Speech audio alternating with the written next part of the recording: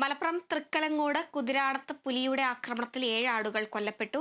തൃക്കലങ്ങോട് സ്വദേശി കരീമിന്റെ വീട്ടിലെ 7 ആടുകളെയാണ് പുലി കൊന്നത്.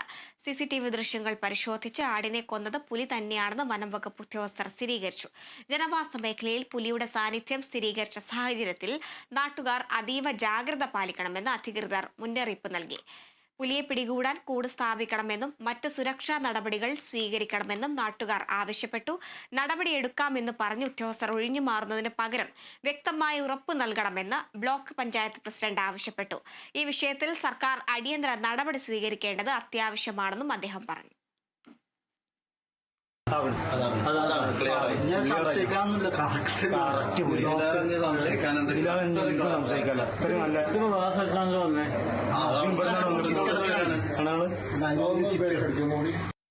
രാവിലെ ഒരു 7 മണിക്ക് സാധാരണ ആടുകൾക്ക് തീറ്റ കൊടുക്കാൻ വേണ്ടിയാണ്ട് ഇറങ്ങി വരുമ്പോൾ ഈ 2 കൂട്ടിൽ പ്രശ്നമൊന്നുമില്ല. അപ്പോൾ ആ കൂട്ടിൽ ചെറിയ ഒരു തള്ളി 2 കുട്ടികളാണ്.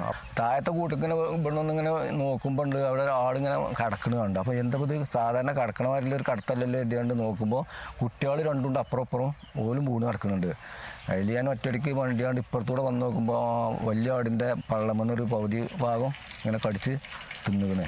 അപ്പം നോക്കുമ്പോൾ ഇങ്ങേ ഭാഗത്ത് അടുത്ത ഭാഗത്തുള്ള കൂട്ടത്തിൽ നോക്കുമ്പോൾ അതിലുണ്ട് 4 എണ്ണം ഒന്നായിട്ട് കിടക്കണതാണ് കാണുന്നത്. 4 കൂടാണ് മൊത്തം ഇല്ലല്ലോ, 2 കൂട്ടിലാണ് ഇപ്പോൾ കയറിയിരിക്കുന്നത്.